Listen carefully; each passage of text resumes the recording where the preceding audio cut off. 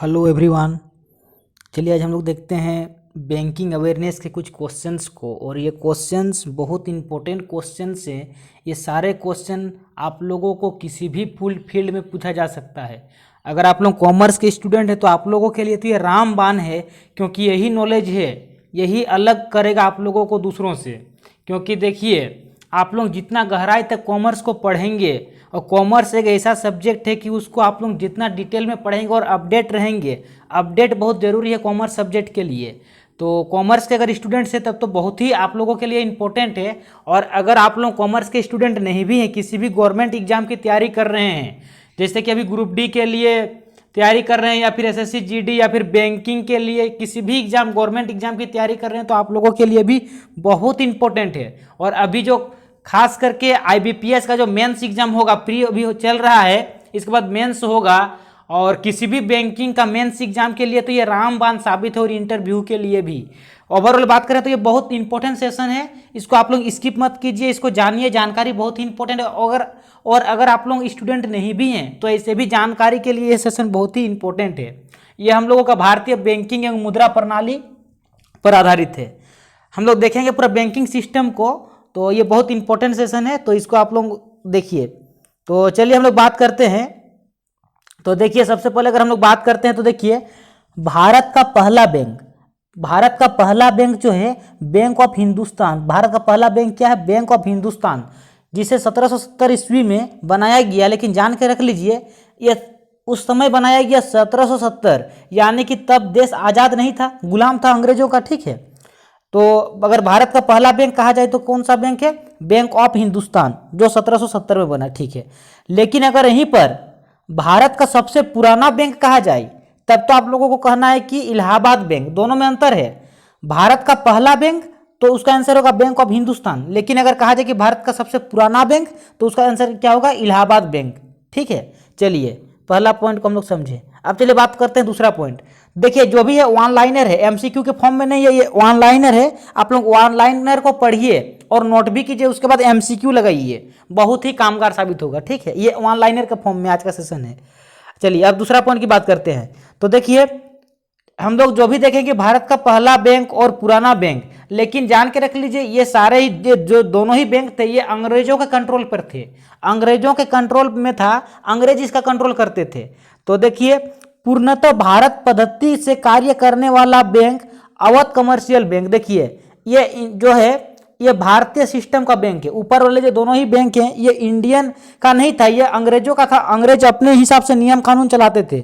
लेकिन जो Awadh commercial bank है, ये अवध कमर्शियल बैंक भारतीय पद्धति पर चलने लगा, इंडियन सिस्टम से।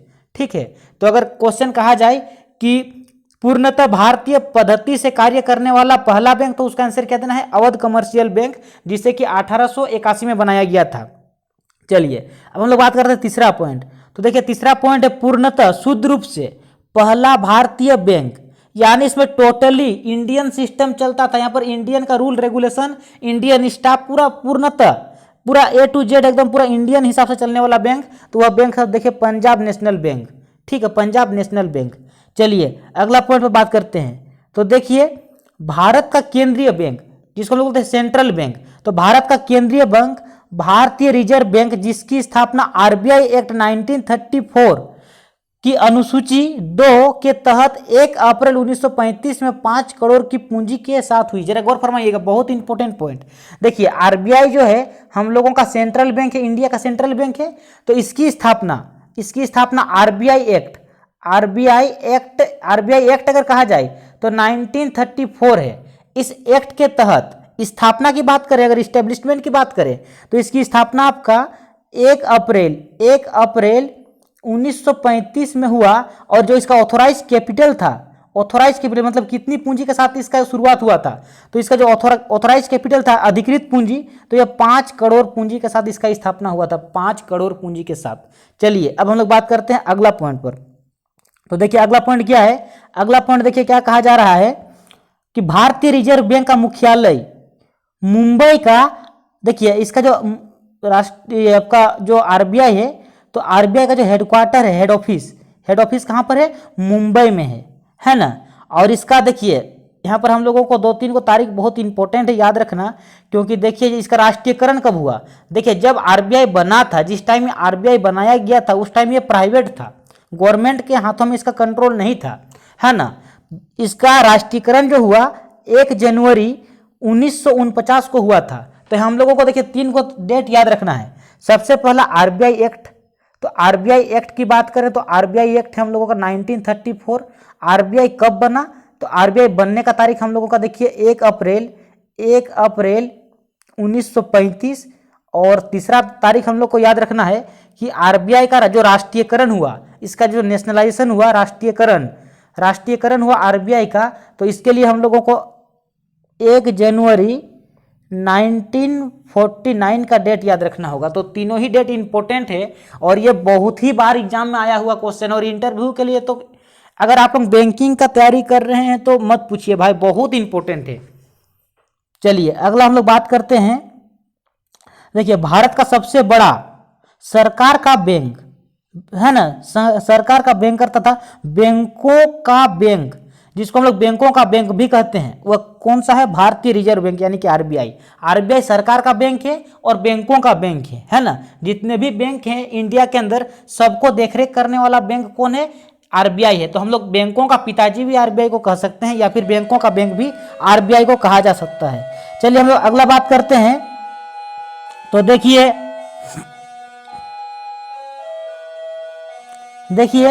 रिजर्व बैंक के प्रथम गवर्नर, जो आरबीआई के प्रथम गवर्नर थे, ये आपका ऑसबोर्न स्मिथ थे। कौन थे, ऑसबोर्न स्मिथ आरबीआई के प्रथम गवर्नर थे। लेकिन जरा गौर फरमाइएगा, जो ये ऑसबोर्न स्मिथ थे ये इंडियन नहीं थे, ये भारतीय नहीं थे, ये विदेशी थे, है ना। तो अगर हम लोग बात करते हैं कि आरबीआई का प्रथम भारतीय गवर्नर, तो अगर प्रथम भारतीय गवर्नर कहा जाए तो वह सीडी देशमुख, है ना। देखिए दोनों ही बातों का आप लोग याद रखिएगा। अगर सिर्फ कहा जाए कि आरबीआई का प्रथम गवर्नर, तब तो बोलना है ऑसबोर्न स्मिथ। लेकिन अगर कहा जाए कि आरबीआई का प्रथम भारतीय गवर्नर, तो क्या बोलना है, सीडी देशमुख। बहुत इंपॉर्टेंट है, ठीक है, सीडी देशमुख। चलिए अगला पॉइंट पर बात करते हैं। तो देखिए अगला पॉइंट देखिए क्या कहा जा रहा है कि केंद्रीय बैंक की जांच समिति की स्थापना 1931 ईस्वी में हुई है। देखिए आरबीआई तो चल रहा है, तो देखिए कोई भी अगर चल रहा है, कोई भी अगर कितना भी बड़ा संगठन संस्था क्यों ना हो, अगर उसको कोई देखरेख करने वाला नहीं है तो वो अपना मनमानी कर सकता है। हालांकि आरबीआई ने कभी ऐसा किया नहीं है, आरबीआई ने आज तक वैसा कुछ किया नहीं है, लेकिन एक समिति का होना भी तो जरूरी है कि उसको रेगुलेट करे, उसको देखरेख करे, उसको जांच करे। तो आरबीआई को जांच करने के लिए केंद्रीय बैंकिंग जांच समिति की स्थापना की गई। और कब की गई, तो 1931 में की गई, ठीक है। चलिए अब अगला पॉइंट पर बात करते हैं। तो देखिए अगर हम लोग बात करते हैं 1921 में क्या हुआ, तो देखिए 1921 में 3 गो बैंक था, है ना, 3 गो बैंक था। आपको अगर बता दें तो देखिए तीनों बैंक का नाम था आपका bank of Bombay, bank of Bengal और बैंक ऑफ मद्रास, है ना। Bank of Bengal, bank of Bombay और बैंक ऑफ मद्रास, ये 3 गो बैंक था।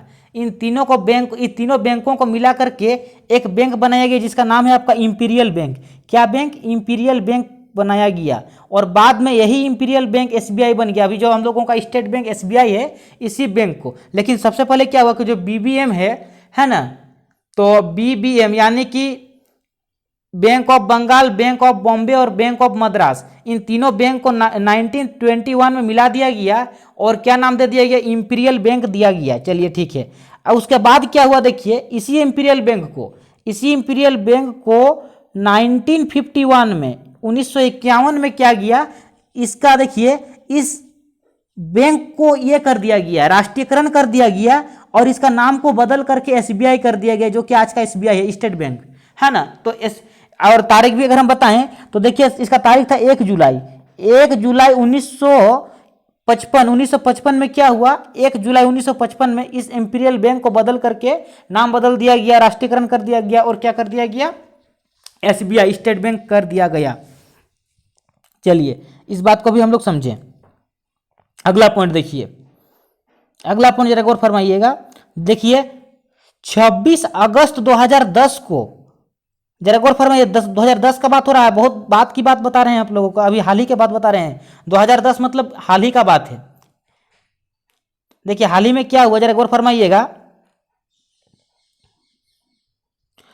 26 अगस्त 2010 को एसबीआई इंदौर का विलयन है ना, विलय एसबीआई में के बाद अब एसबीआई का सहयोग बैंक 5 है। जरा गौर फरमाइएगा।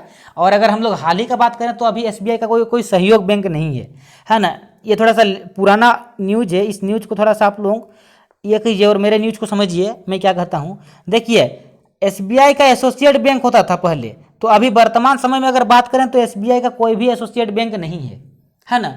जैसे बहुत सारा एसबीआई का एसोसिएट बैंक होता था, तो अगर वर्तमान समय की बात करें तो कोई भी एसोसिएट बैंक नहीं है। आप लोग इस बात को याद रख सकते हैं। लेकिन अगर वर्तमान में कहा जाए, अगर क्वेश्चन आए कि बताइए कि एसबीआई के कितने एसोसिएट बैंक है, तो वर्तमान समय में एसबीआई के कोई भी एसोसिएट बैंक नहीं है। एसोसिएट मतलब सहयोगी बैंक, है ना।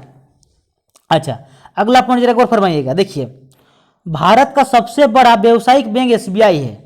जो एसबीआई है, स्टेट बैंक ऑफ इंडिया, यह भारत का सबसे बड़ा कॉमर्शियल बैंक है, यानी कि व्यावसायिक बैंक है, वाणिज्य बैंक है ना। वर्तमान समय में भारत का सबसे बड़ा वाणिज्य बैंक कौन सा है, तो आरबीआई है, सॉरी एसबीआई है, स्टेट बैंक ऑफ इंडिया। चलिए अगला हम लोग बात करते हैं। तो देखिए 19 जुलाई 1969 को पहली बार 14 बड़े बैंकों, है ना, 14 बड़े बैंकों का राष्ट्रीयकरण हुआ। जरा गौर फरमाइएगा, इस बात को हम थोड़ा डिटेल समझाते हैं, बहुत इंपॉर्टेंट है। देखिए अगर हम लोग बात करते हैं बैंकों का राष्ट्रीयकरण, तो बैंकों का राष्ट्रीयकरण का सीधा सीधी मतलब है कि कोई भी जो बैंक अब सरकार के हाथ में आ जाना, कोई भी प्राइवेट बैंक अगर सरकार के हाथ में आ गई तो उसे हम लोग राष्ट्रीयकरण कहते हैं। तो देखिए सबसे पहला बार क्या हुआ, सबसे पहला बार देखिए 19 जुलाई, ये बात बता रहे हैं 19 जुलाई 1969 का बात बता रहे हैं। इस देखिए सबसे पहला बार बैंकों का राष्ट्रीयकरण इस तारीख को हुआ और 14 को बड़े बड़े बैंकों को सरकार अपने हाथ में ले ली। और जितने भी बैंकों का उस टाइम 14 को बैंक का जो राष्ट्रीयकरण हुआ, तो वैसे बैंकों का राष्ट्रीयकरण हुआ जिसका कैपिटल 50 करोड़ था। यानी वैसे बैंक जिसका कैपिटल 50 करोड़ था, वैसे बैंकों का राष्ट्रीयकरण हो गया, यानी कि सरकार के हाथ में उसका कंट्रोल आ गया। ठीक है, चलिए अगला पॉइंट पे बात करते हैं। तो देखिए 15 अप्रैल 1980 को दूसरी बार 6 बड़े बैंकों का राष्ट्रीयकरण हुआ। सबसे पहला बार देखिए, पहला बार राष्ट्रीयकरण कब हुआ, 19 जुलाई 1969 को। और दूसरा बार राष्ट्रीयकरण कब हुआ, दूसरा बार राष्ट्रीयकरण हुआ आपका 15 अप्रैल 1980 को। और इस टाइम कितना बैंकों का हुआ, 6 गो बैंकों का। उस टाइम कितना बैंक का हुआ था, उस टाइम हुआ था 14 गो बैंकों का। तो अब कितना हुआ, 6 गो बैंकों का। अच्छा अब जरा गौर फरमाइएगा, उस टाइम जो 14 गो बैंकों का राष्ट्रीयकरण हुआ था तो 50 करोड़ कैपिटल के साथ हुआ था। लेकिन जब दूसरा बार में हुआ 6 गो बैंकों का राष्ट्रीयकरण, तो इस टाइम देखिए 200 करोड़ कैपिटल के साथ हुआ। कितना कैपिटल के साथ, 200 करोड़। वैसे बैंक जिसका भी कैपिटल 200 करोड़ या फिर उससे अधिक है, तो वैसे बैंकों का राष्ट्रीयकरण हुआ, यानी कि सरकार अपने हाथ में कंट्रोल ले ली। चलिए अब जरा गौर फरमाते हैं आगे का पॉइंट। तो देखिए भारत में बैंकों के राष्ट्रीयकरण इंदिरा गांधी के समय में हुआ। जरा गौर फरमाइए, बहुत इंपॉर्टेंट, वेरी वेरी इंपॉर्टेंट। देखिए 2 बार बैंकों का राष्ट्रीयकरण हुआ, देखिए 2 बार हुआ। एक बार इस टाइम को हुआ था, देखिए 19 जुलाई 1969 को, और दूसरा कब हुआ, देखिए 15 अप्रैल 1980 को। और 2 बार जब राष्ट्रीयकरण हुआ तो जरा जान के रख लीजिए, दोनों ही टाइम 1980 की बात करें या फिर आपका 1969 की बात करें, दोनों ही टाइम इंदिरा गांधी प्रधानमंत्री थी। तो जो दोनों ही बार बैंकों का राष्ट्रीयकरण हुआ है, तो दोनों ही टाइम इंदिरा गांधी के कार्यकाल में हुआ है। अच्छा हम लोग अब अगला पॉइंट को समझते हैं। देखिए 4 सितंबर 1993 को न्यू बैंक ऑफ इंडिया का विलय पंजाब नेशनल बैंक में हुआ। देखिए एक बैंक था जिसका नाम था आपका, जिसका बैंक का नाम था न्यू बैंक ऑफ इंडिया। क्या नाम था, न्यू बैंक ऑफ इंडिया। तो न्यू बैंक ऑफ इंडिया को पंजाब नेशनल बैंक में मिला दिया गया। ऐसा कब हुआ, ऐसा हुआ आपका 4 सितंबर 1993 में हुआ। क्या हुआ कि जो न्यू बैंक था, न्यू बैंक ऑफ इंडिया, इसको मर्ज कर दिया गया पीएनबी में, पंजाब नेशनल बैंक में। चलिए अगला पॉइंट को समझते हैं। तो देखिए वर्तमान समय में राष्ट्रीयकृत बैंकों की संख्या 20 है। यह भी न्यूज पुराना हो चुका है, इस न्यूज पर भी गौर मत कीजिए, क्योंकि यह न्यूज अभी पुराना हो चुका है। इस पर हमें क्रॉस कर दे रहा हूँ, इस न्यूज को मत देखिए, क्योंकि देखिए यह हाल ही में और अपडेट हुआ है, हाल ही में और भी अपडेट हुआ है। तो इस न्यूज को भी आप लोग मत याद रखिए, बाकी जो भी मैं बता रहा हूँ उसको याद रखिएगा। चलिए अगला पॉइंट की बात करते हैं। देखिए देश का पहला क्षेत्रीय ग्रामीण bank VBI, very very very important है ना। देश का पहला क्षेत्रीय ग्रामीण बैंक, जैसा कि अभी हम लोगों का हर एक इलाका में लगभग ग्रामीण बैंक देखने को मिलता ही है, तो देश का पहला क्षेत्रीय ग्रामीण बैंक 2 अक्टूबर 1975 में बना। कब बना? देखिए 2 अक्टूबर 1975 में ग्रामीण बैंक, पहला ग्रामीण बैंक बना। और क्यों बना देखिए, सब देखिए पहले क्या होता था, अभी तो ऐसा नहीं है लेकिन अभी भी कहीं कहीं देखने को मिलता है गांव वगैरह में। देखिए होता क्या है कि जितने भी बड़े बड़े बैंक हैं, तो कोई भी बैंक क्या चाहेगी, कोई भी बैंक चाहेगी कि हम अपना ब्रांच शहर में खोलें, गांव में नहीं खोलें, क्योंकि अगर शहर में खोलेंगे तो मेरे बैंक में अधिक ग्राहक आएंगे, चारों तरफ मेरा नाम होगा और अधिक मेरा लेन देन कारोबार होगा। कोई गांव देहात में तो अपना बड़ा ब्रांच खोलना चाहती नहीं कोई भी बड़ा बैंक, है ना। तो क्या हुआ कि वो ऐसा स्थिति में देखा जाने लगा कि ग्रामीण लोग बैंकों से वंचित होने लगे। चलिए शहरी लोगों को तो बैंकिंग का सुविधा मिलने लगा क्योंकि शहर में रहते हैं और शहर में बहुत सारे बैंक हैं, लेकिन ग्रामीण इलाका में कोई बैंक ही नहीं है और ग्रामीण लोग बैंकों से वंचित होने लगे। तो ऐसा स्थिति में क्या हुआ कि 2 अक्टूबर 1975 में पहला ग्रामीण बैंक बना। और ग्रामीण बैंकों का मेन उद्देश्य होता है कि ग्राम यानी कि क्षेत्रीय ग्रामीण इलाका में ग्रामीण इलाका के लोगों को बैंकिंग सुविधाएं प्रदान करना। चलिए तो इस बात को भी हम लोग समझें। अगला पॉइंट देखिए, 2 अप्रैल 1994 को स्थापित यूटीआई बैंक लिमिटेड का नाम बदलकर 30 जुलाई 2007 में एक्सिस बैंक लिमिटेड कर दिया गया। देखिए बहुत इंपॉर्टेंट पॉइंट है, जो देखिए यूटीआई था, यूटीआई बैंक लिमिटेड, और यूटीआई बैंक लिमिटेड कब बना था? यह बना था 2 अप्रैल 1994 को। इसका नाम 30 जुलाई 2007 को बदल करके एक्सिस बैंक लिमिटेड कर दिया गया। Very important. चलिए ठीक है, अगला पॉइंट देखते हैं। देखिए देश में सर्वाधिक शाखाएं एसबीआई की है।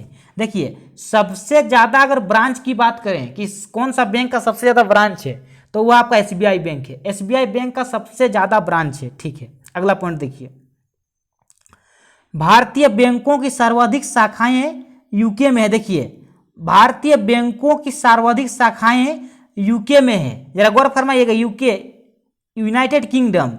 भारतीय बैंकों की सर्वाधिक शाखाएं, इंडियन बैंक है, बैंक तो भारत का है, लेकिन सबसे ज्यादा ब्रांच कौन सा देश में है? यूके में है, यूनाइटेड किंगडम में है। जरा गौर फरमाइए, जितना ब्रांच भारत में नहीं है उससे ज्यादा ब्रांच यूके में है। बहुत इंपॉर्टेंट, बहुत ही ज्यादा, वेरी वेरी वेरी इंपॉर्टेंट।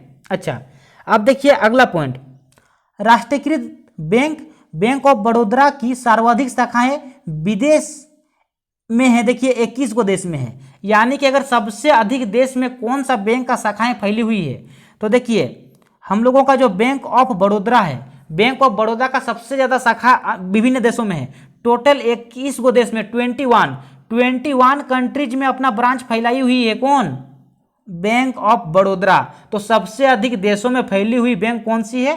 तो वह बैंक ऑफ बड़ौदा है। चलिए अगला पॉइंट, निजी क्षेत्र में पूंजी उगवाने वाली पहली राष्ट्रीय bank oriental bank of commerce है। इस बात को थोड़ा सा गहराई से समझते हैं। चलिए देखिए यह बात क्या कहना चाहता है, यह बात हम लोगों, ये जो पॉइंट हम लोगों से क्या कहना चाहता है, देखिएगा निजी क्षेत्र में पूंजी, देखिए यहाँ पर उगाने है ना, ये थोड़ा स्पेलिंग हमको मिस्टेक लग रहा है, इससे कुछ प्रिंट आउट मिस्टेक हुआ है। ये हम लोगों से कहा जा रहा है कि अगर निजी क्षेत्र की बात करें यानी प्राइवेट बैंक की बात करें, तो प्राइवेट बैंक में सबसे ज्यादा कमाई करने वाली बैंक कौन सी है? तो ओरिएंटल बैंक ऑफ कॉमर्स है। ठीक है, मैं आप लोगों को सीधा सरल भाषा में समझाने का प्रयास किया, आप लोग समझ भी गए होंगे, है ना, ऐसा मैं आशा करता हूं। यानी प्राइवेट बैंक में सबसे ज्यादा कमाई करने वाली बैंक कौन सी है? तो ओरिएंटल बैंक ऑफ कॉमर्स से इंपॉर्टेंट पॉइंट है। चलिए अगला पॉइंट, बैंकों में ग्राहक सेवा सुधार से संबंधित समिति है ना, गोयपोरिया समिति है। देखिए गोयपोरिया समिति किस, देखिए ये इंपॉर्टेंट है, ये किसी भी एग्जाम में पूछा जा सकता है कि जो गोयपोरिया समिति है इसका संबंध किस क्षेत्र से है? तो यह है बैंकिंग में, बैंकों में ग्राहक सेवा सुधार से संबंधित है। यानी बैंकों में ग्राहकों का सेवा में कैसे सुधार किया जाए उससे संबंधित कौन सी समिति है? तो यह गोयपोरिया समिति है, इंपॉर्टेंट है।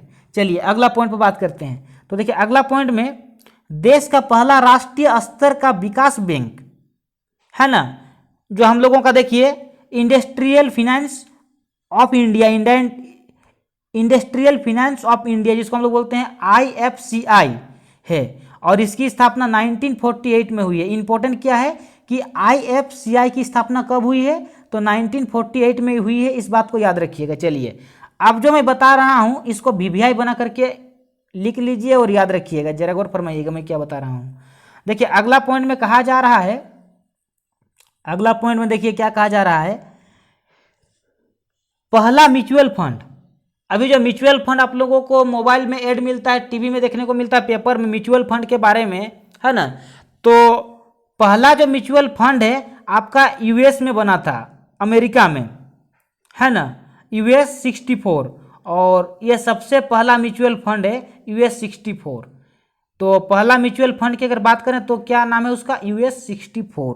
चलिए अगला बात करते हैं, अगला पॉइंट देखिए, सरकार एवं बैंकों के बैंकर के रूप में भारतीय रिजर्व बैंक कार्य करती है। जरा गौर फरमाइएगा, देखिए सरकार, गवर्नमेंट, और बैंकों के बैंकर, यानी बैंकों का भी बैंक और सरकार का बैंक, इस तौर पर कौन सा बैंक काम करती है, तो इस प्रकार से हम लोगों का RBI अपना कार्य करती है ना। चलिए अब हम लोग अगला पॉइंट को देखते हैं। देखिए UTI बहुत इंपॉर्टेंट है, UTI जिसको बोलते हैं हम लोग भारतीय यूनिट ट्रस्ट, है ना। तो जो UTI है इसकी स्थापना आपका 1 फरवरी 1964 में हुआ। अब चलिए हम लोग दूसरा पॉइंट को देखते हैं। तो देखिए भारतीय मौद्रिक व्यवस्था की इकाई रुपया है। तो देखिए हम लोगों का जो इंडिया में चलता है मौद्रिक व्यवस्था, है ना, इंडियन करेंसी जो सिस्टम है, इंडियन करेंसी सिस्टम, तो हम लोगों का क्या चलता है, इंडिया में रुपया चलता है। ये तो आप लोग सबको पता है, तो ये तो नहीं पूछा जाएगा, लेकिन जानना है जब पॉइंट में दिया हुआ है। तो भारतीय मौद्रिक जो व्यवस्था है कि इकाई है, हम लोग किस इकाई में मुद्रा को मापते हैं, तो हम लोग रुपया के टर्म पे मुद्रा को मापते हैं। चलिए अगला पॉइंट पे बात करते हैं। देखिए RBI के मौद्रिक नीति का नाम नीतिगत दस्तावेज है, वेरी वेरी इंपॉर्टेंट। चलिए मैं इस बात को रब करके पूरा डिटेल में हाईलाइट करके समझाता हूँ, आप लोग इस बात को हमेशा के लिए याद रखिएगा। देखिए ये क्या कहा जा रहा है, RBI के मौद्रिक नीति, जो RBI मौद्रिक नीति बनाती है, मॉनेटरी पॉलिसी, तो उसका जो नाम है, नीति का नाम, वह क्या है, नीतिगत दस्तावेज। क्या है, नीतिगत दस्तावेज, VVI, वेरी वेरी इंपॉर्टेंट, कि RBI की मौद्रिक नीति का क्या नाम है, तो RBI की मौद्रिक नीति का नाम है आपका नीतिगत दस्तावेज। चलिए अगला पॉइंट पे बात करते हैं। तो देखिए अगला पॉइंट जो है, रुपये को पहली बार शेरशाह सूरी के शासनकाल में लगभग 1542 ईस्वी में ढाला गया। देखिए जो आप लोग इतिहास तो पढ़े ही हैं, क्योंकि देखिए हुमायूं कुछ दिन के लिए जब हुमायूं चल गए थे, है ना, उनको हटा दिया गया था, तो उस टाइम में शेरशाह सूरी का शासन चल रहा था, और शेरशाह सूरी ने भारत में बहुत ऐसा काम करवाया है। जैसे अभी हम लोग GT रोड देखते हैं, तो GT रोड का भी निर्माण करता शेरशाह सूरी ही है।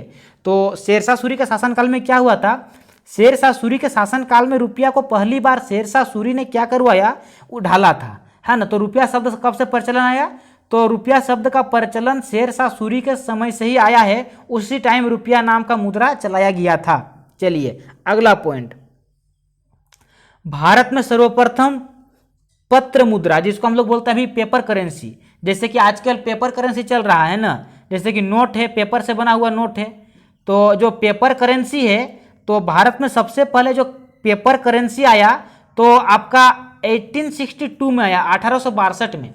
1862 में सबसे पहले इंडिया में पेपर करेंसी चला, और इससे पहले जो भी करेंसी चल रहा था वह आपका धातुओं का चल रहा था, पत्थरों का चल रहा था, और एक टाइम था जब निजाम का शासन चल रहा था आपका, तो उस टाइम चमड़ा का भी मुद्रा चला है। और हुमायूं के ही शासनकाल में, हुमायूं के शासनकाल में, आप लोग इतिहास पढ़े हैं, इतिहास पर तो हमको सबसे ज़्यादा रुचि आता है, मैं इतिहास खूब पढ़ता हूँ, और मैं तो सारे ही सब्जेक्ट पढ़ता हूँ। तो आप लोग भी कोशिश कीजिए कि सारे ही सब्जेक्ट पढ़ें, इंटरेस्टिंग के लिए इतिहास बहुत इंटरेस्टिंग है। तो एक टाइम चमड़ा का भी मुद्रा चला था, और एक दिन के लिए चला था, एक दिन के लिए शासन बना था, तो एक दिन में मुद्रा चला दिया था। तो देखिए अगला पॉइंट हम लोग बात करते हैं। तो देखिए अगला पॉइंट है, मुद्रा का अवमूल्यन 3 बार। देखिए कब कब हुआ है, तो देखिए 1949, 1966 और आपका 1991, ये 3 बार मुद्रा का अवलोकन जो है हुआ है, और जिसका उद्देश्य क्या था कि निर्यात को बढ़ावा देना और आयात को कम करना, यानी एक्सपोर्ट, जो हम लोग एक्सपोर्ट करते हैं, भेजते हैं, ये हम लोगों का एक्सपोर्ट ज़्यादा हो और इंपोर्ट कम हो। और इंपोर्ट एक्सपोर्ट क्या है, ये इकोनॉमिक्स का मैटर है, मैं इकोनॉमिक्स पढ़ाऊंगा तो और डिटेल बताऊंगा। चलिए अब हम लोग अगला पॉइंट पे बात करते हैं। तो देखिए, भारत में सिक्कों की टकसाला, टकसाला का मतलब क्या होता है कि जहाँ पर सिक्के ढलते हैं, जैसे कि देखिए जैसे कि नोट भी बनता है, तो भारत में 4 जगह नोट बनता है, मैं आगे बताऊंगा, यहाँ पर उसका भी बारे जिक्र होगा। देखिए यही अगला पॉइंट में ही है, तो उससे पहले मैं बताता हूँ टकसाला। तो टकसाला वह है, वह उसे हम लोग टकसाला कहते हैं जहाँ पर सिक्के ढलते हैं, सिक्के की ढलाई होती है, मतलब सिक्के बनते हैं। तो भारत में सिक्के का जो टकसाला है ये 4 जगह है, मुंबई में, कोलकाता में, हैदराबाद में और नोएडा में।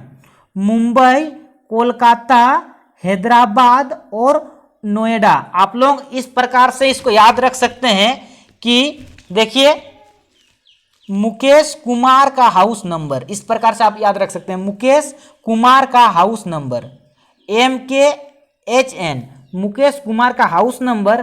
तो इस टाइप से आप लोग याद रख सकते हैं कि जो टकसाला है जहाँ सिक्के बनते हैं 4 जगह, मुंबई, कोलकाता, हैदराबाद और आपका नोएडा।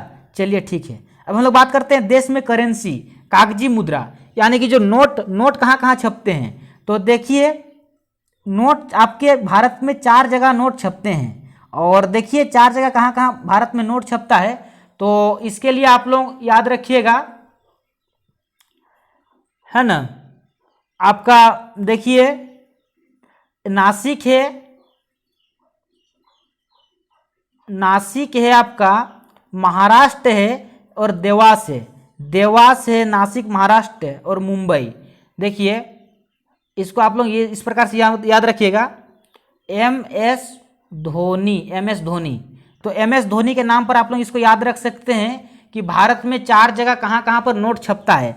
देखिए यहाँ पर नासिक और महाराष्ट्र ही लिखा हुआ है, लेकिन जान के रख लीजिए इस पे, है ना, 4 जगह नोट छपता है। कहाँ कहाँ आप लोग याद रख सकते हैं, MS धोनी के नाम पर। मुंबई, मुंबई हुआ, सालबोनी हुआ, सालबोनी वेस्ट बंगाल में पड़ता है, वेस्ट बंगाल में सालबोनी पड़ता है। देवास, है ना, और देवास आपका पड़ता है मध्य प्रदेश में देवास, और नासिक, नासिक महाराष्ट्र में पड़ता है। तो इस प्रकार से देखा जाए तो 4 जगह है जहाँ पर नोट छपता है। मुंबई जो कि महाराष्ट्र में पड़ता है, मुंबई, MS धोनी मतलब मुंबई, सालबोनी, देवास और नासिक, ये 4 जगह नोट छपता है। अच्छा, तो देखिए और बता दिए कि देखिए मुंबई तो महाराष्ट्र में स्थित है, सालबोनी वेस्ट बंगाल में स्थित है, देवास आपका MP में स्थित है, मध्य प्रदेश में, और नासिक आपका महाराष्ट्र में स्थित है। तो इस प्रकार से हम लोग देखें। अच्छा, जरा गौर फरमाइएगा, मैं थोड़ा इसको और डिटेल बताता हूँ, देखिए कौन कहाँ स्थित है नहीं पूछा जाएगा, लेकिन इंपॉर्टेंट है कि मुद्रा करेंसी कहाँ कहाँ छपता है। तो आप लोग MS धोनी को याद रख सकते हैं। अच्छा, अगर हम लोग बात करते हैं कि देवास में कितना कितना रुपया का नोट छपता है, तो चलिए हम लोग बात करते हैं देवास का। तो देखिए देवास जो कि MP में पड़ता है, मध्य प्रदेश में पड़ता है, और देवास में कितना कितना का रुपया का नोट छपा जाता है तो जान कर रख लीजिए, 20 रुपया का नोट, 50 रुपया का नोट, 100 रुपया का नोट और 500 रुपया का नोट। ये सारा का सारा, ये सारे नोट्स कहाँ छापे जाते हैं, देवास में छापे जाते हैं। अच्छा, इस बात को भी हम लोग समझें। अगला पॉइंट क्या कहा जा रहा है कि बैंक और करेंसी नोट, जिसको हम लोग बोलते हैं नॉन जुडिशियल स्टाम्प्स पेपर, और जो इसका जो छपाई होता है ना, जिसको हम लोग बोलते हैं non judicial banking currency note, है ना, कागज तथा नोट जुडिशियल स्टाम्प्स पेपर, छपाई सिक्योरिटी पेपर मिल। तो ये होशंगाबाद में, कहाँ पर है, होशंगाबाद, और ये भी आपका मध्य प्रदेश में है। यहाँ पर सिंपल भाषा में अगर हम कहें तो सरकारी पेपर की छपाई होती है। अगर ये भाषा आप लोगों को समझ में नहीं आ रहा है तो इसका सीधा सीधी भाषा यही है, सीधा शब्दों में हम लोग बोल सकते हैं कि जितने भी सरकारी पेपर बनते हैं, जितना भी सरकारी स्टाम्प पेपर वगैरह, सरकारी पेपर, तो सारे सरकारी पेपर कहाँ छपाई होती है, तो होशंगाबाद मध्य प्रदेश में सरकारी पेपरों की छपाई होती है। चलिए अगला हम लोग समझते हैं। तो देखिए 1 रुपये के नोट और उससे कम राशि करेंसी सिक्के वित्तीय मंत्रालय द्वारा जारी की जाती है, जबकि 1 रुपया से अधिक राशि नोट तथा सिक्के भारतीय रिजर्व बैंक द्वारा जारी की जाती है। बहुत इंपॉर्टेंट, देखिए 1 रुपया और उससे कम का, अगर उससे कम का है, जैसे कि 50 पैसा 25 पैसा, आजकल तो 50 पैसा 25 पैसा बाजार में नहीं चलता है ना। तो हम लोग अभी 50 पैसा आप लोग तो देखे जरूर होंगे, 50 पैसे 50 पैसा 25 पैसा सब देखे हैं। तो 50 पैसा 25 पैसा 1 रुपया, तो ये जो वित्त मंत्रालय के द्वारा जारी किया जाता है। और 2 रुपया और उससे अधिक के जितने भी सिक्के या नोट हैं वह आरबीआई के द्वारा जारी किया जाता है, रिजर्व बैंक ऑफ इंडिया के द्वारा। वेरी वेरी इंपॉर्टेंट, है ना। यहीं पर एक इंपॉर्टेंट पॉइंट है कि चलिए 1 रुपया का नोट भी आता है ना, 1 रुपया का नोट भी आता है। तो जो 1 रुपया का नोट है, लेकिन यहाँ पर दिया हुआ है, चलिए अगला पॉइंट में वही दिया हुआ है, कोई बात नहीं, चलिए अगला पॉइंट में हम लोग उसी को देखते हैं। अगला पॉइंट में हम लोग उसी को देखते हैं, नहीं तो मैं तो ऐसे ही बता देता, क्योंकि मुझे इस सब का नॉलेज थोड़ा सा है, क्योंकि बहुत दिन से मैं पढ़ा रहा हूँ इस सब्जेक्ट को। तो देखिए अगला पॉइंट क्या, देखिए अगला पॉइंट, 1 रुपये के नोट पर वित्त सचिव और 1 रुपये से अधिक सभी नोटों पर भारतीय रिजर्व बैंक के गवर्नर का हस्ताक्षर होता है। देखिए जो 1 रुपया का नोट होता है, 1 रुपया का नोट, तो 1 रुपया के नोट में किसका साइन होता है? 1 रुपया के नोट पर होता है आपका वित्तीय सचिव का। किसका हस्ताक्षर होता है? वित्तीय सचिव का हस्ताक्षर होता है। लेकिन अगर 1 रुपया से अधिक का बात करें, 2 रुपया या फिर उससे अधिक के नोटों की बात करें, 10, 20, 50, 100, 500, 500 का तो नोट, हाँ 500, 1000 का तो बंद हो गया, 2000, अगर ऐसे नोटों की बात करें तो यहाँ पर किसका सिग्नेचर होता है? गवर्नर का। जो आरबीआई का गवर्नर होता है उसका सिग्नेचर होता है, और 1 रुपये के नोट पर वित्तीय सचिव का हस्ताक्षर होता है। चलिए ठीक है, अगला पॉइंट देखिए, वर्तमान में नोट निर्मित की न्यूनतम कोष प्रणाली लागू होती है। देखिए जरा गौर फरमाइएगा, जब भी नोट छपता है तो ऐसा नहीं कि मशीन है तो नोट छापना शुरू कर दिया अंधाधुंध। अच्छा, कभी मन में विचार आया है कि जब इंडिया के पास नोट छापने की मशीन है तो हम लोगों का देश में इतना गरीबी क्यों है? भाई मशीन है तो फटाफट नोट छाप दो और सबको बांट दो। तो ऐसा नहीं किया जा सकता है। नोट छापने के लिए न्यूनतम मुद्रा कोष लागू किया जाता है। और देखिए जब भी नोट छापा जाता है तो उसका बराबरी का सोना और दूसरा मुद्रा, दूसरे देश का करेंसी, उसको रिजर्व के तौर पर रखा जाता है, तभी जाके नोट छापा जाता है, नहीं तो मुद्रा का कोई वैल्यू नहीं रहेगा, नोट का कोई वैल्यू नहीं रहेगा। तो वर्तमान समय में अभी भी जो हम लोगों का सिस्टम चलता है, न्यूनतम कोष प्रणाली, न्यूनतम कोष प्रणाली लागू होता है। और मैं अगर बता दूं तो देखिए यह 1956 में अपनाया गया था, और तब से लेकर अब तक यही सिस्टम लागू होता है नोट छापने के लिए। यानी नोट छापने के लिए कौन सा नियम लागू होता है? तो न्यूनतम कोष प्रणाली लागू होता है, और इसी प्रणाली के तहत नोट छापा जाता है। ऐसा नहीं कि पैसा छापना शुरू कर दिए, गरीबी है, नोट है, पेपर है, मशीन में डाल दो, जेरोक्स निकल जाएगा, ऐसा नहीं है। चलो ठीक है, अगला पॉइंट तो देखिए, ग्रेसम का नियम मुद्रा प्रचलन से संबंधित है। बहुत इंपॉर्टेंट है, वेरी वेरी इंपॉर्टेंट। पूछा जाता है कि ग्रेसम का नियम किस क्षेत्र से संबंधित है? तो जो ग्रेसम का नियम है, ये ग्रेसम का नियम भी मुद्रा प्रचलन से ही संबंधित है। अगला पॉइंट देखिए, प्लास्टिक मनी। प्लास्टिक मनी का देखिए, मैं हाल ही में अभी लूंगा, 2-4 दिन बाद एक क्लास लूंगा, वेरी वेरी इंपॉर्टेंट क्लास, जिसमें मैं करेंट सिचुएशन को बताऊंगा, बैंकिंग करंट सिचुएशन, तो मैं उसमें बताऊंगा आप लोगों को। लेकिन फिलहाल के लिए जानकर रखिए प्लास्टिक मनी। तो प्लास्टिक मनी जैसे कि आजकल हम लोगों के पास एटीएम कार्ड है, क्रेडिट कार्ड है, डेबिट कार्ड है, तो क्रेडिट कार्ड को प्लास्टिक मनी कहते हैं। वेरी वेरी इंपॉर्टेंट, यह किसी भी एग्जाम में आ सकता है कि प्लास्टिक मनी से आप क्या समझते हैं। तो प्लास्टिक मनी का मतलब होता है क्रेडिट कार्ड, क्रेडिट कार्ड का ही दूसरा नाम क्या है? प्लास्टिक मनी है। चलिए अगला पॉइंट, अगला पॉइंट तो देखिए, अगला पॉइंट कहा जा रहा है कि मुद्रास्फीति। जो मुद्रास्फीति है, तो मुद्रास्फीति क्या होता है जरा समझते हैं। तो देखिए मुद्रास्फीति वह स्थिति है ना, मुद्रास्फीति वह स्थिति है जिसमें वस्तुओं की कीमत बढ़ जाती है और मुद्रा का मूल्य गिर जाता है। देखिए यह एक ऐसा स्थिति है जब आदमी के पास अथाह पैसा आ जाए और पैसा का कोई वैल्यू ना हो। यानी आदमी के पास इतना ज़्यादा धन हो गया, इतना ज़्यादा पैसा हो गया, इतना ज़्यादा करेंसी हो गया कि अगर कहीं पर 5 रुपया कप चाय मिलता है तो आदमी 50 रुपया देने के लिए तैयार है, लेकिन उसको चाय नहीं मिल पा रहा है।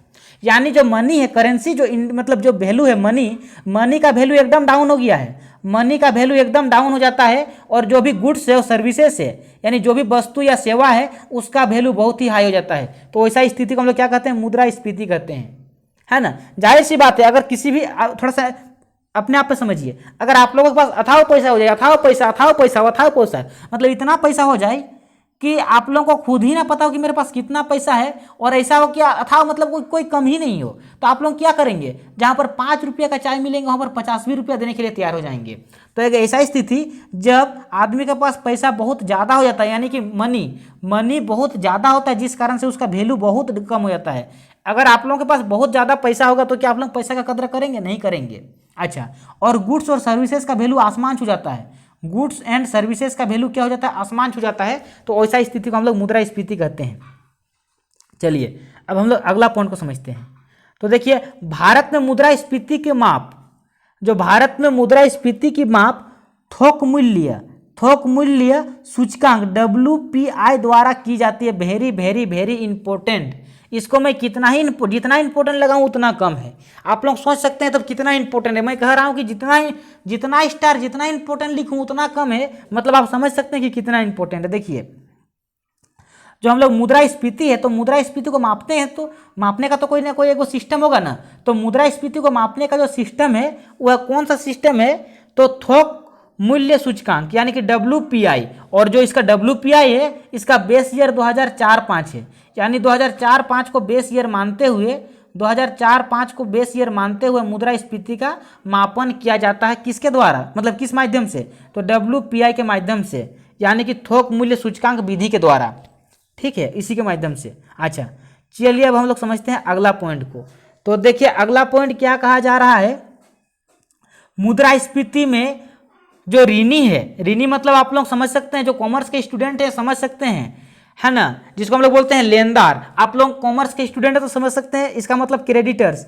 जो क्रेडिटर्स है, जिसको हम लोग ऋणी बोल रहे हैं, लेनदार बोल रहे हैं, तो उसको क्या होता है? उसको लाभ होता है। जब भी मुद्रास्फीति का सिचुएशन आ जाए तो क्रेडिटर्स को लाभ होता है, बहुत ही फायदा होता है। अच्छा, इसका उल्टा डेटर्स को फिर घाटा होता है। जो भी डेटर्स देनदार होते हैं, देनदार को घाटा होता है।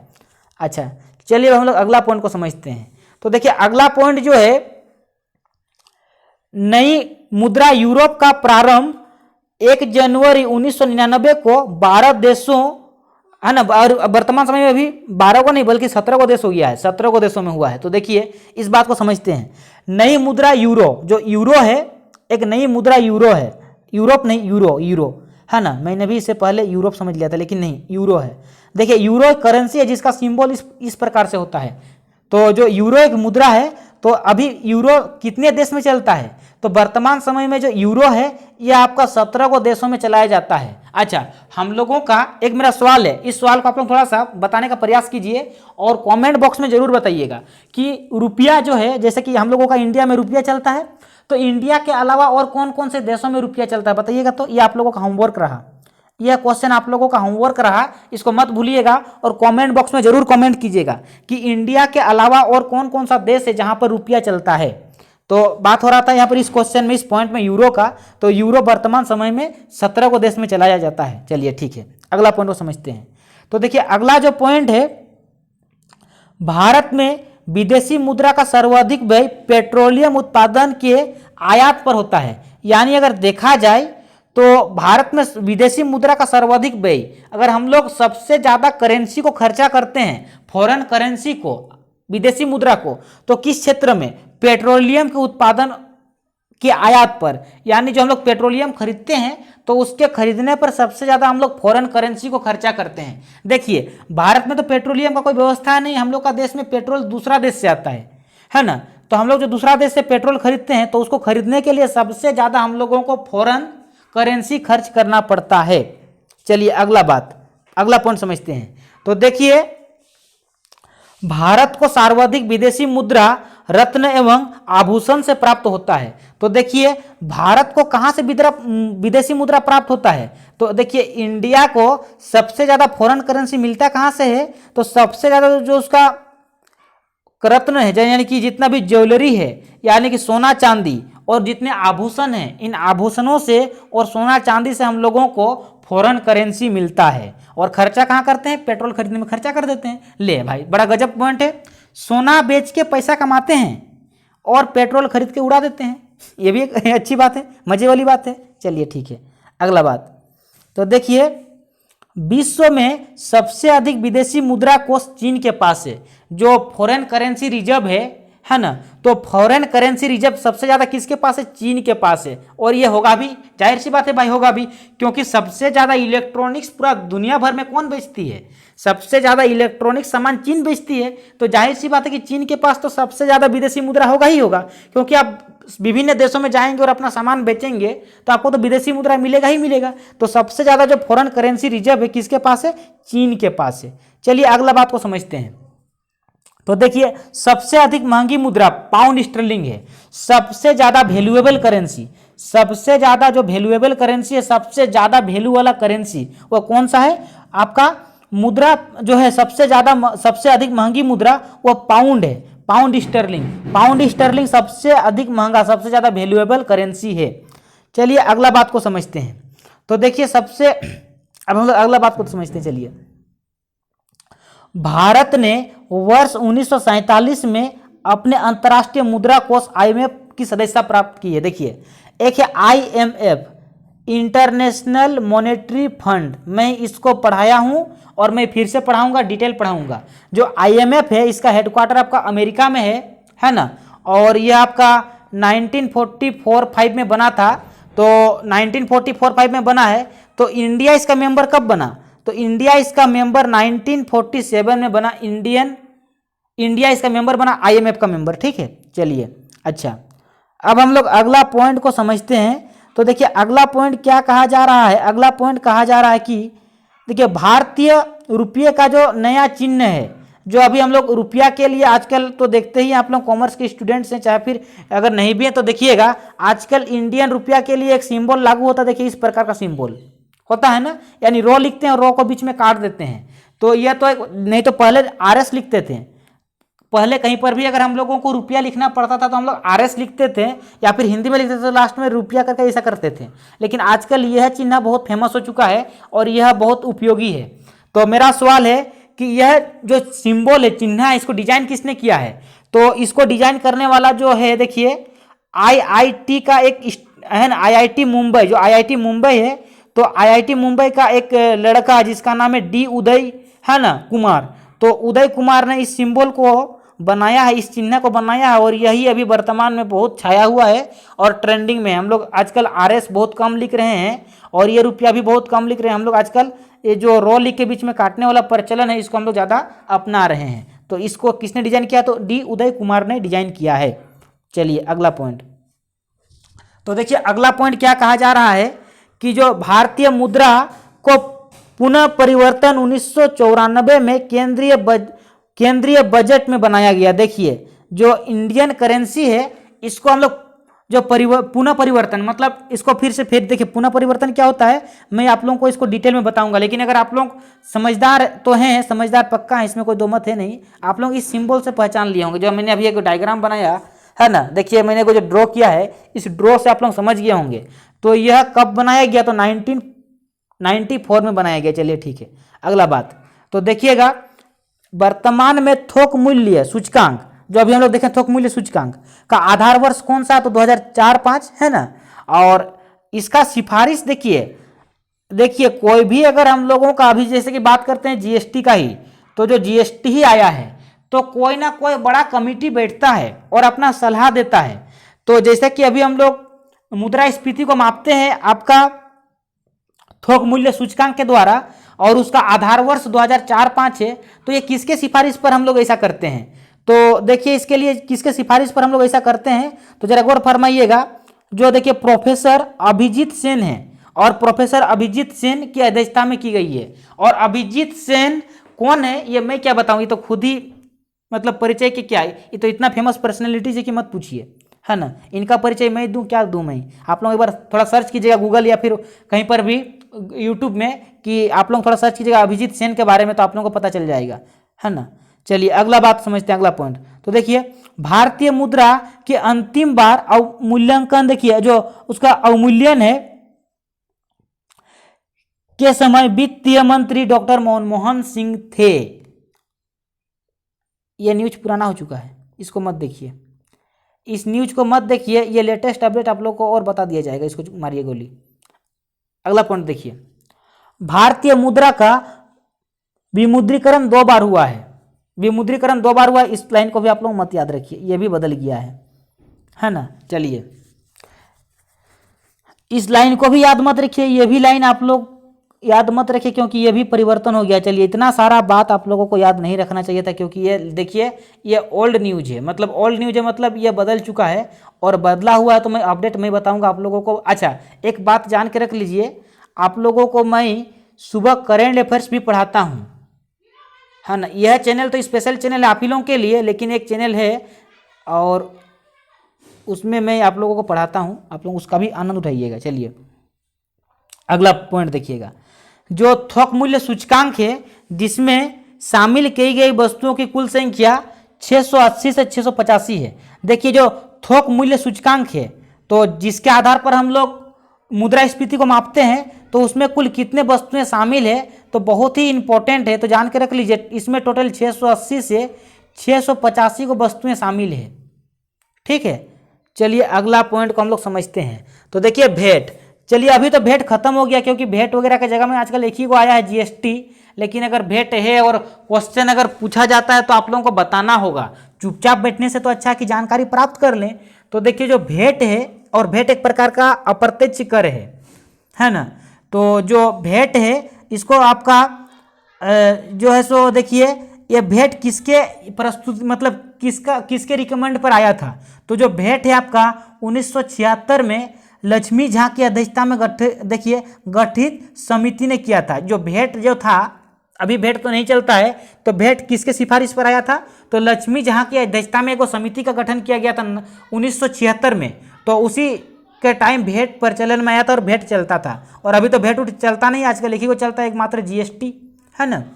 अच्छा आप लोगों से मेरा एक सवाल है, एक होमवर्क है, इसका आप लोग कमेंट बॉक्स में आंसर दीजिएगा कि जीएसटी किस प्रकार का कर है। ऑप्शन सुनिए, दो ही को ऑप्शन दे रहे हैं, एक है डायरेक्ट कर मतलब प्रत्यक्ष कर डायरेक्ट टैक्स, और दूसरा है आपका इनडायरेक्ट टैक्स अप्रत्यक्ष कर। आप लोगों को बताना है कि जीएसटी किस प्रकार का कर है। चलिए अच्छा, भेंट का संबंध बिक्री कर यानी कि व्यापार कर से है मत कीजिए, था कर दीजिए क्योंकि ये भी बदल गया है। तो भेंट कहाँ पर लगता था, अगर कोई भी सेल, हम लोग कोई भी वस्तु को अगर सेल कर रहे हैं तो वहाँ पर भेंट लगता था। अच्छा अब जरा गौर फरमाइएगा, अगला पॉइंट, विश्व में भेंट को सर्वप्रथम लागू करने वाला देश फ्रांस था, है ना। यानी भेंट को सबसे पहले कहाँ लागू किया गया था, तो भेंट को सबसे पहले लागू करने वाला जो देश था फ्रांस था और 1954 में लागू किया गया था। और देखिए भेंट की वर्तमान दर, इसको मारिए गोली क्योंकि देखिए वर्तमान में भेंट की दर नहीं है क्योंकि इसका जगह बदल के आपका जीएसटी आ गया तो भेंट प्रचलन में नहीं है। अगला पॉइंट को देखिए भारत में भेंट 1 अप्रैल 2005 से 22 राज्यों एवं केंद्र शासित प्रदेशों में लागू। देखिए भेंट जो है भारत में कब लागू हुआ, तो भेंट जो है सो भारत में 1 अप्रैल 2005 को लागू हुआ था और 22 गो राज्यों में और केंद्र शासित प्रदेशों में लागू हुआ था। अच्छा भेंट को लागू करने वाला भारत का पहला राज्य कौन सा था, तो भेंट को लागू करने वाला भारत का पहला राज्य हरियाणा था। और सबसे लास्ट में कौन नंबर में था, तो सबसे लास्ट में भेंट को लागू करने वाला जो राज्य था वह उत्तर प्रदेश था। चलिए अगला पॉइंट देखिए, तो इस प्रकार से हम लोग देखें बहुत सारे इंपॉर्टेंट वन लाइनर फॉर्म में देखें बैंकिंग अवेयरनेस को और बैंकिंग इतिहास को, भारतीय बैंकिंग मुद्रा प्रणाली को। तो मेरे प्यारे साथियों बहुत ही इंपॉर्टेंट सेशन था आज का सेशन, और आप लोग इसको नोट भी कीजिए, नोट कॉपी में उतारिए। और मैं बता रहा हूं अगर आप लोग बैंकिंग एस्पिरेंट्स हैं तो इसमें से आप लोगों का बहुत सारा क्वेश्चन डायरेक्टली इंटरव्यू में पूछा जाएगा, एकदम डायरेक्टली पूछा जाएगा, इसमें कोई दो मत नहीं कि नहीं पूछा जाएगा, पक्का पूछा जाएगा। और अगर कॉमर्स के स्टूडेंट्स हैं तो बहुत ही इंपॉर्टेंट है आप लोगों के लिए, क्योंकि अगर अभी आप लोग मान लेते हैं कोई भी कोर्स कर रहे हैं तो इस कोर्स के बाद अगर आप लोग कोई दूसरा मैनेजमेंट कोर्स करने के लिए या फिर कोई सीए वगैरह का कोर्स करने के लिए जाएंगे तो वहां पर ऐसे क्वेश्चंस काफी पूछे जाते हैं। तो आप लोग इस सेशन को हल्के में मत लीजिएगा, इसको आप लोग अच्छा से पढ़िए और 2 बार रिवीजन भी कीजिए, और इसको हो सके तो 1 सप्ताह के बाद एक बार वीडियो को और एक बार देखिएगा, इसी वीडियो को। उससे क्या होगा कि आप लोगों का रिवीजन हो जाएगा, तो इससे आप लोगों को बहुत ही मदद साबित होगा। तो मेरे प्यारे साथियों अगर आप लोगों को यह वीडियो अच्छा लगा तो इस वीडियो को लाइक करें, और चैनल में नहीं है तो चैनल को सब्सक्राइब करें और मैक्सिमम शेयर करें। मेरे प्यारे साथियों इस चैनल में इतना कुछ दिया जा रहा है कि मत पूछिए। इसमें हमारा टीम पूरा, हमारा जो टीम है ये पूरा टीम बेचैन रहती है, हमेशा बेचैन रहती है कि मैं और क्या कर पाऊँ और कितना अच्छा से अच्छा दे पाऊँ, है ना। हमारे टीम के सारे ही मेंबर एकदम हमेशा कार्यरत रहते हैं। मैं बता दूं आप लोगों को कि इसमें जितने भी मेंबर्स हैं इस चैनल में, इस टीम में, हमारे इस चैनल में, कंपनी में, वो बहुत ज़्यादा हार्ड वर्क करती है ना। जितने भी मेंबर हैं बहुत ज़्यादा हार्ड वर्क करते हैं। मैं आप लोगों को बता दूं, लगभग ऐसा कोई भी मेंबर नहीं है हमारे इस चैनल में जो कम से कम 13-14 घंटा काम नहीं करता है। 13-14 घंटा लगभग सबको ही काम करता है। तो मेरे प्यारे साथियों, आप लोगों के लिए हम लोग और बहुत कुछ प्लानिंग बनाए हुए हैं। आप लोगों को प्लानिंग मिलता जाएगा। आप लोग इस चैनल को मैक्सिमम आप लोग शेयर करें और सब्सक्राइब करें। आप लोग शेयर और सब्सक्राइब करने का जिम्मा आप लोग उठाइए और सक्सेस कराने का, सक्सेस की जिम्मेवारी हम लोग उठाते हैं। तो मेरे प्यारे साथियों, मिलते हैं हम लोग अगले वीडियो में। तब तक आप लोग घर में रहें, सुरक्षित रहें, अपना ख्याल रखें, अपनों का ख्याल रखें और अपने तैयारी को मजबूत बनाते रहें। धन्यवाद।